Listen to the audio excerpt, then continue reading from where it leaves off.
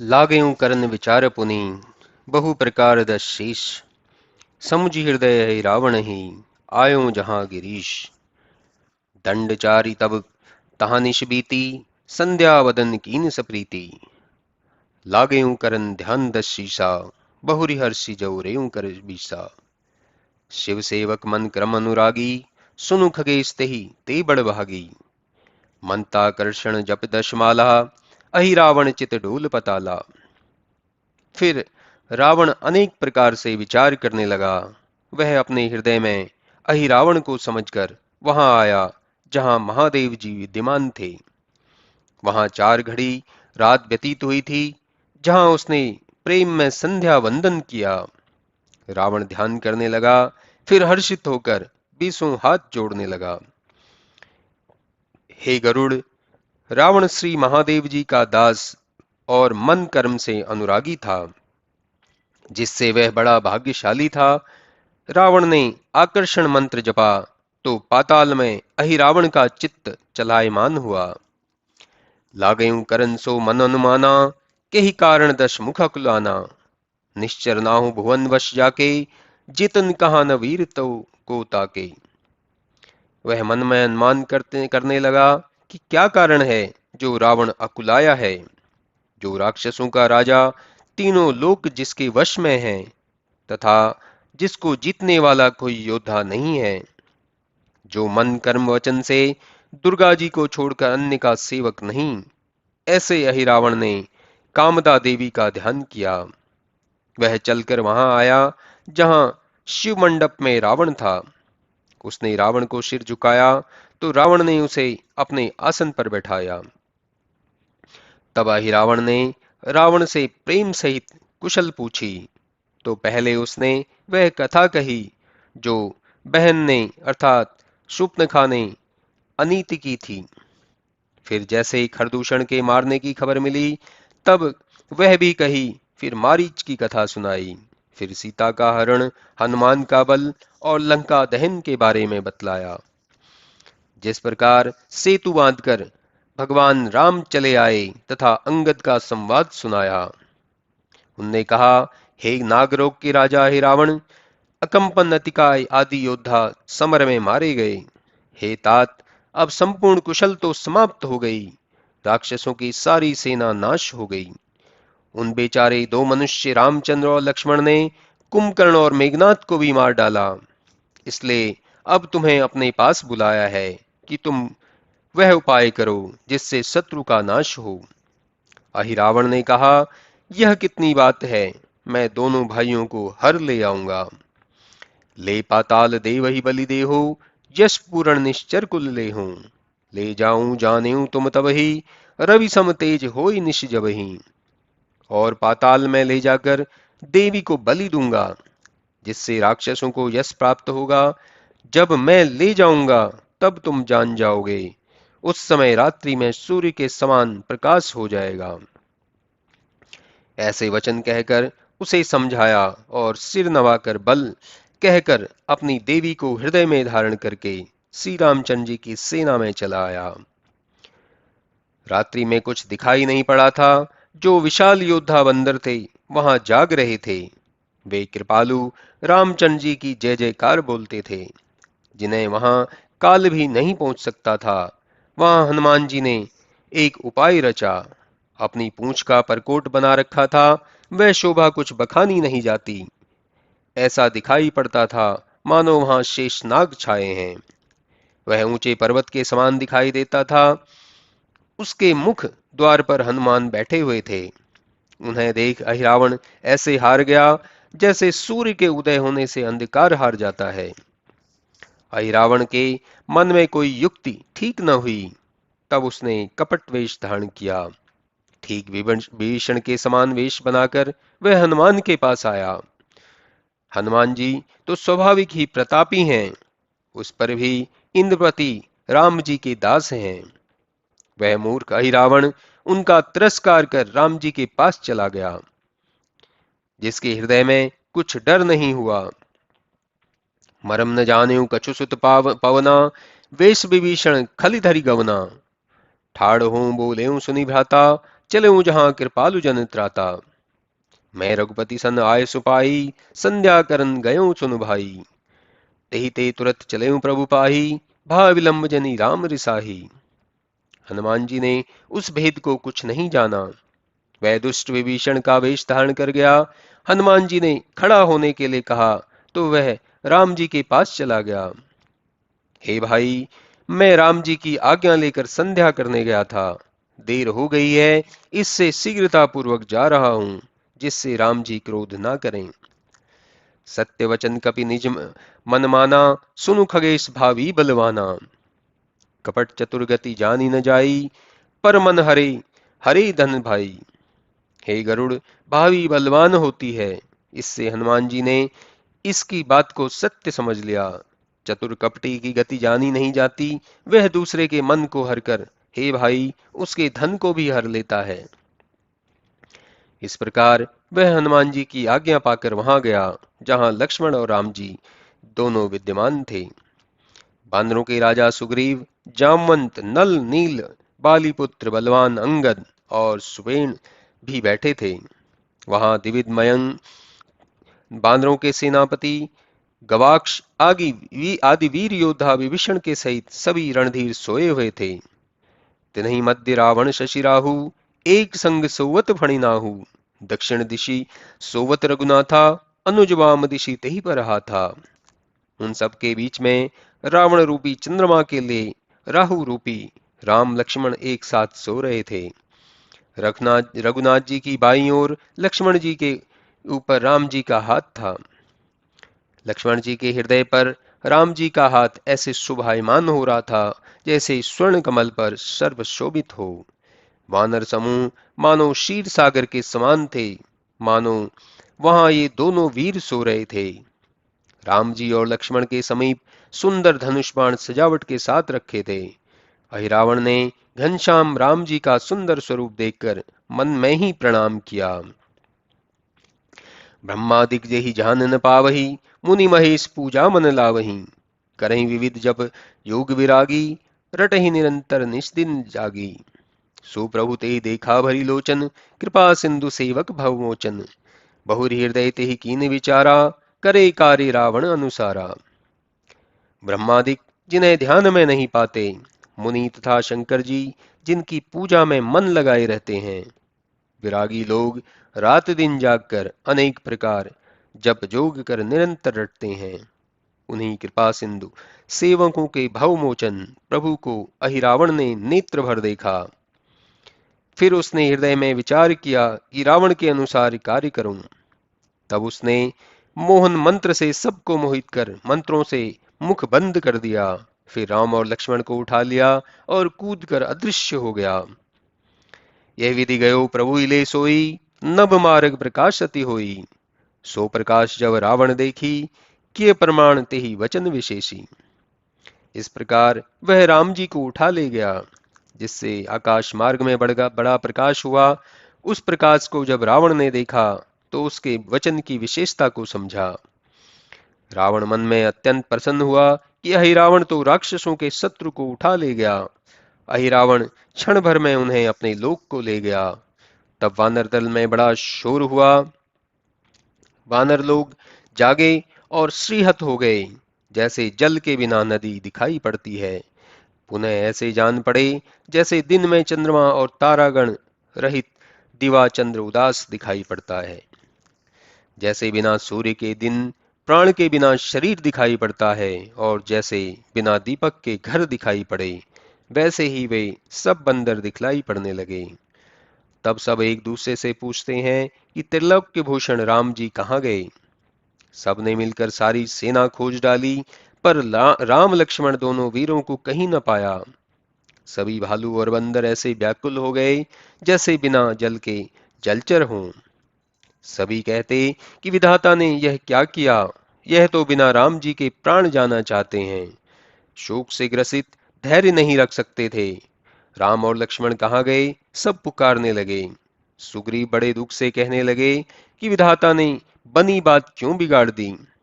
सभी राक्षस सेना तो मारी जा चुकी थी, केवल एक बड़ा शत्रु रावण ही रह गया था। सो भी राम जी का बाण लगने से न रह जाता। हमारे समान कोई भी अभागा नहीं हुआ। यदि हम लोग कदाचित युद्ध में रावण को जीत भी लें तो हम सीता जी को क्या उत्तर देंगे। ऐसा कहकर सुग्रीव व्याकुल होकर पृथ्वी पर गिर पड़ा, मानो वज्र के लगने से पर्वत गिर जाया करते हैं। विभीषण की गति कही नहीं जाती, मानो पेन्हाई हुई गाय बछड़े के बिना फिरती हो।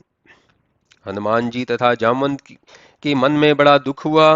काकभुषुंडी जी गरुड़ जी से कहते हैं कि हे गरुड़, उस रात्रि में अपार अंधकार था कि कहीं पर कुछ सूझ नहीं पड़ता था। पवन तनय पुनि कह सब पाही, विस्मय एक होत मन माही। कोई काव विभीषण वेशा, प्रभु के निकट जात हम देखा। फिर हनुमान जी ने सबसे कहा, मेरे मन में आश्चर्य होता है। कोई एक विभीषण के वेश में आया था, मैंने उसे स्वामी के पास जाते हुए देखा।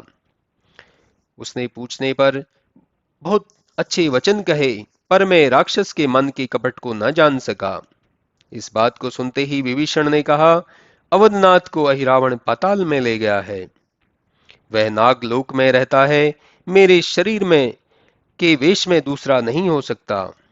वह महाबली अनेक प्रकार की माया को जानता है, निश्चय ही उसे रावण ने भेजा होगा।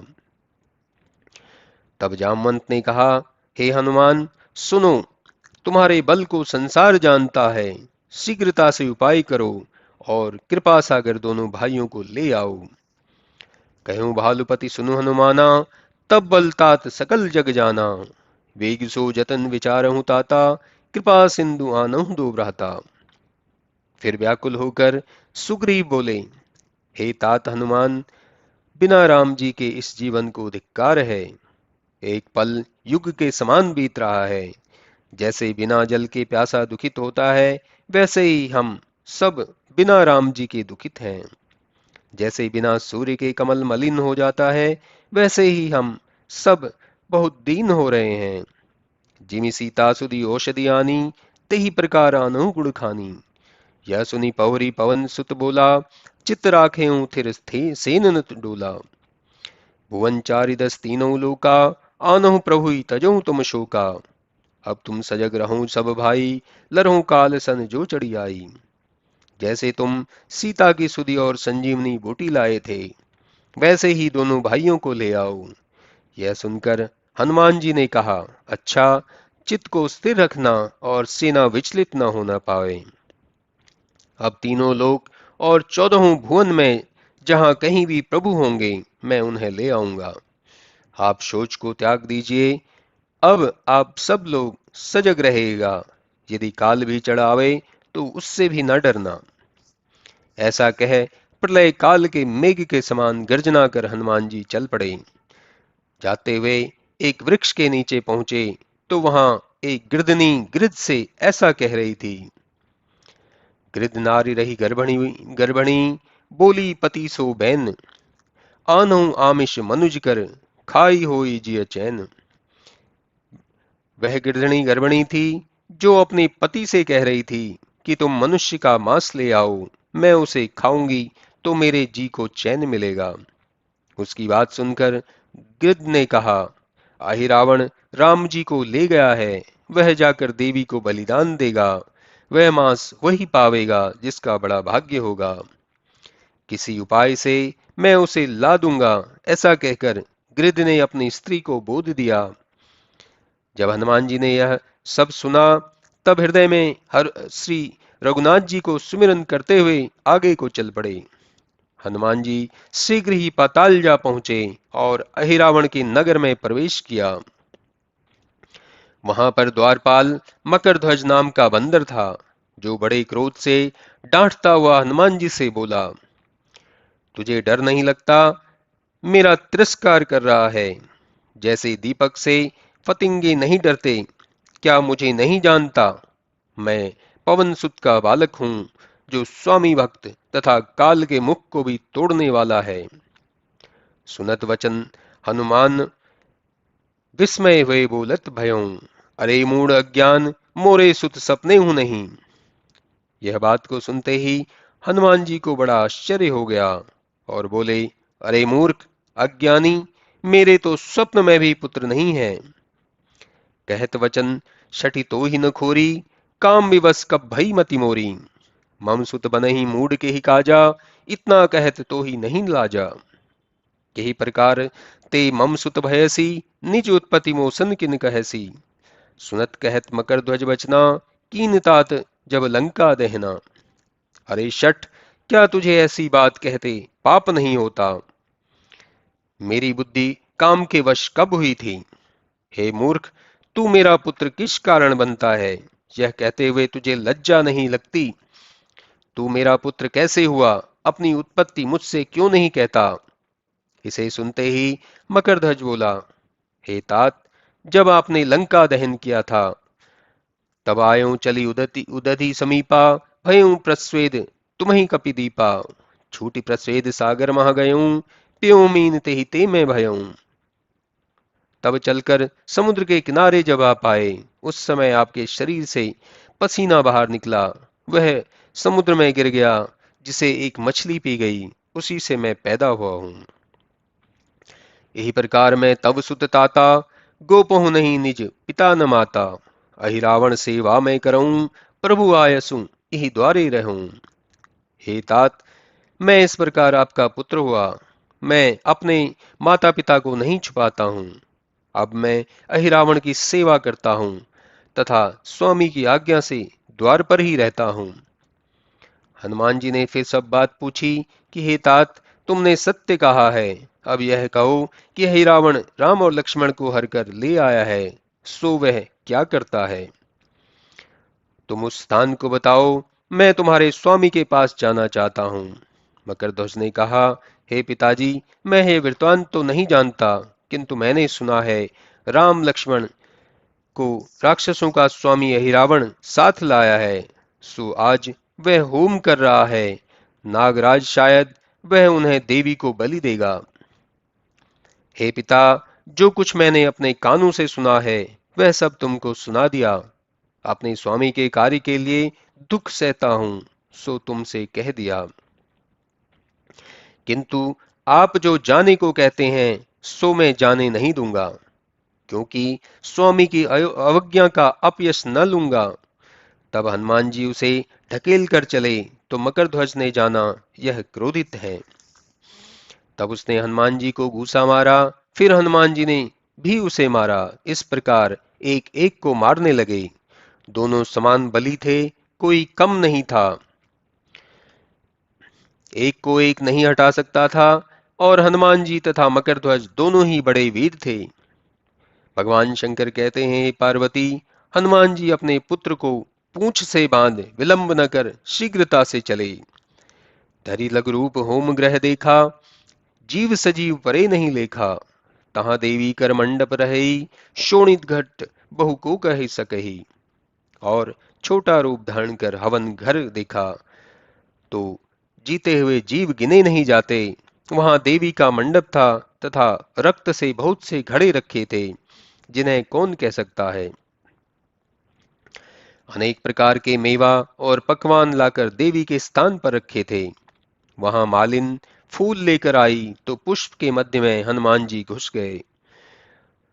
हनुमान जी पुष्प से भी हल्के हो गए। मालिन उन्हीं पुष्पों को लेकर मंडप में आई। जब वे सब पुष्प देवी पर चढ़े, तब हनुमान जी विकट रूप धारण कर आगे खड़े हो गए।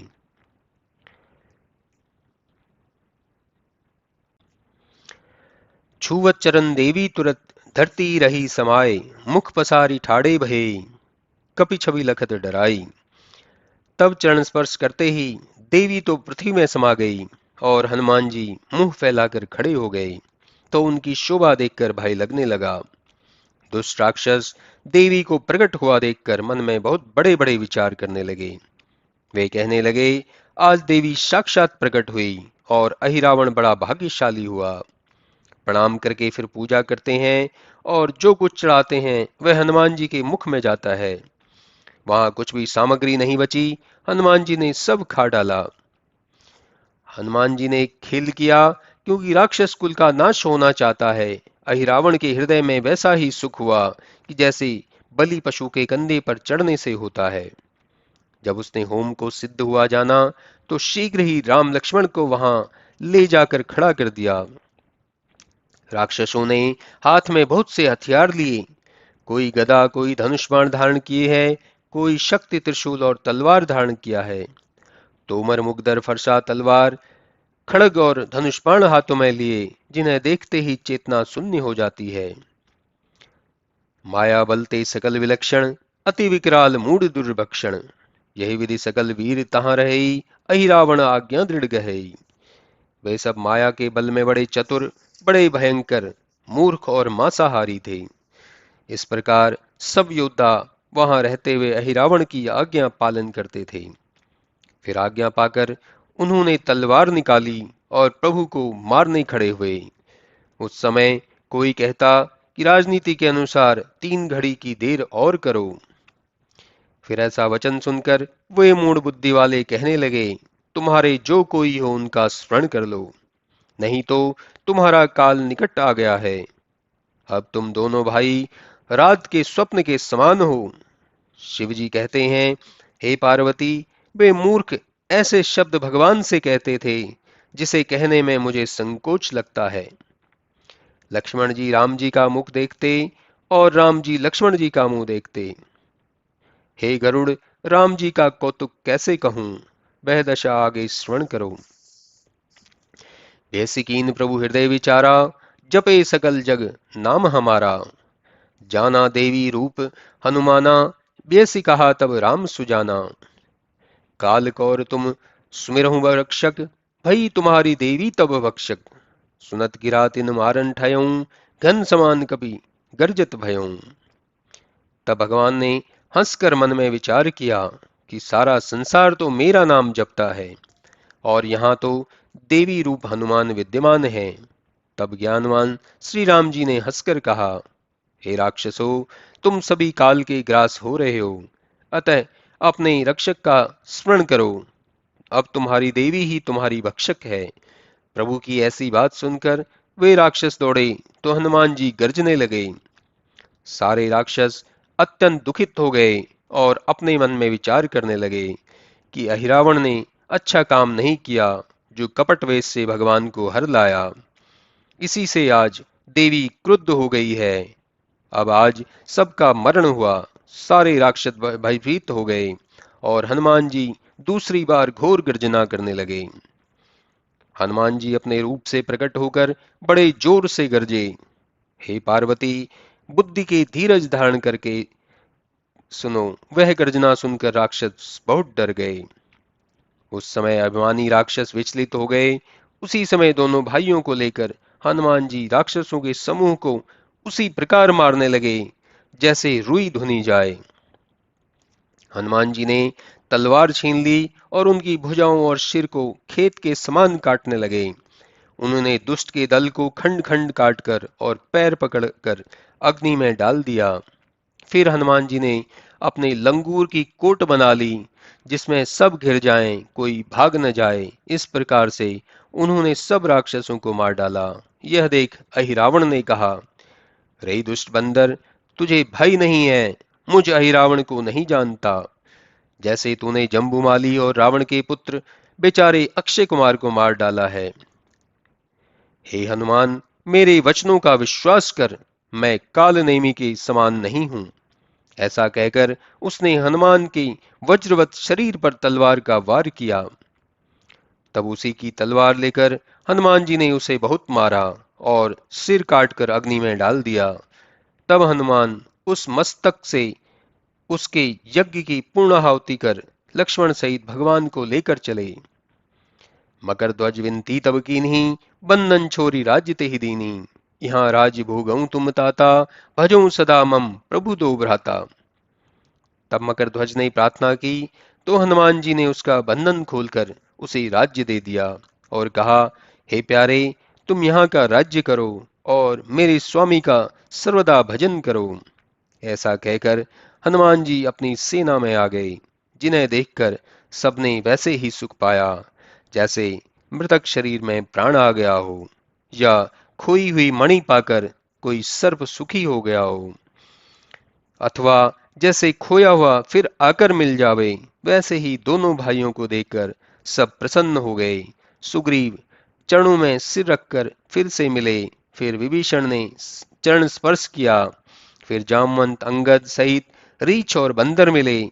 तब श्री रामचंद्र जी और लक्ष्मण जी ने प्रिय वचन कहकर सबका सम्मान किया।